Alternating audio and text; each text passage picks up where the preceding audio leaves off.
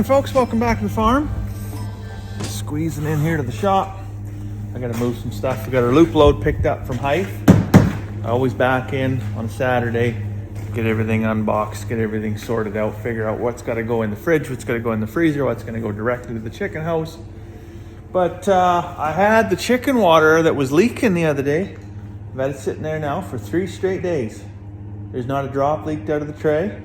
There's not a drop leaked out of the jug. So that tells me that O-ring over there is probably leaking and letting a little bit of air by. So we're going to continue this experiment before I put it back in the chicken house, because I just can't have water leaking in there.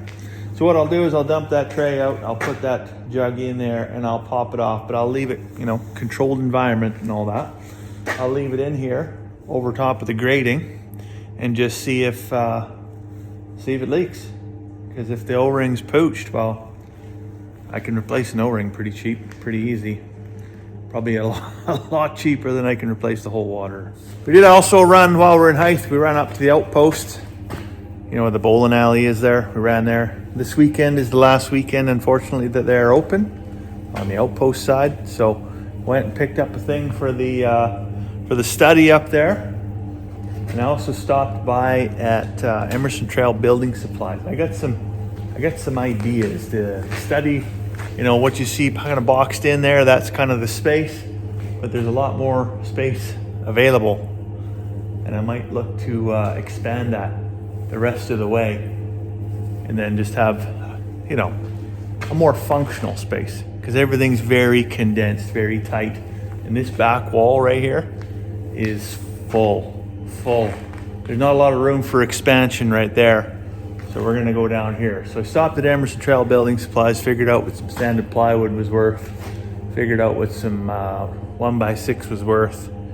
And then I also asked him what a welded sheep feeder would cost, because Chad, one of the regular viewers here, sent me a picture of the V feeder that they got, made out of, looks like 2 3/8 pipe and sucker rod, and I think that is the answer. Honestly, I think that's the answer. Lots of these ones you see, whatever, they're on the market, $1,500, $2,000, something like that, and then they last a couple years. You drop a bale in it too hard, or you tag it with the grapple, or you try to pull it down the field or whatever to a different spot, and they get all bent and cracked, and they just don't last, and sheep get their head stuck in them. And having some something real heavy duty that you could drag around the yard wherever you needed it, and if something broke or cracked, you could actually weld on it without burning a hole in it.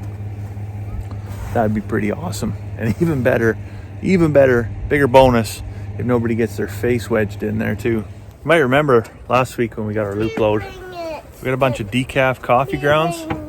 What do you do with that? Well, you could compost it, you could put it in your flower beds, you could do all kinds of stuff with that. But half our yard looks like this, so we're gonna use it for traction. Whoa. Biodegradable. If you track it in the house, it smells better than horse poop. It's a win-win. So I'm just up here in the study. Haven't been here in a while, actually. It's been a long time since we did a live stream up here. But what a beautiful space it is. But you can see, like, that's the extent of it right there.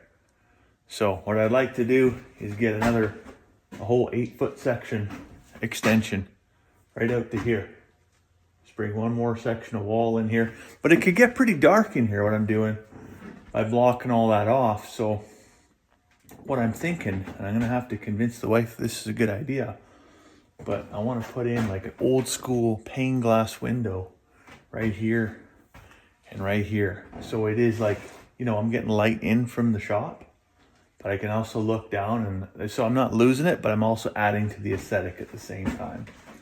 But speaking of adding to the aesthetic at the same time, a couple new additions: the Pepsi Cola mirror, the Atlas trucks, and most recently the Seagram's whiskey. So a couple new additions, but I think if I do go to the extent of adding a section on there, I'm gonna get 4 sheets of plywood, and I'm just gonna come out 16 feet, probably back to the dollhouse over here, and I'll take the tin out. I'll put plywood in, and we'll stain it all same color. That nice, dark, rich mahogany color. Whew, that would look good. That would look really, really good. And then I gotta find like a elk or something to mount on the wall, or a big set of moose antlers, just something real. Just very, I don't know how to describe it, but something that just really sets it off in here. Anyways, hopefully soon we can get back to live streaming. I feel like it's been 3-4 months probably, actually, since the last time we did one. It's been a while. Busy fall, busy summer, busy fall, busy winter so far. And I think we both myself and Robin both got our schedules where we can probably come back and fill up the chairs and have a whiskey and a cigar. That'd be a pretty good Saturday night. Anyways, I'm gonna head back down to the house, get myself a cup of tea. So let's go for now. Hope you're having a fantastic evening. We'll see you tomorrow.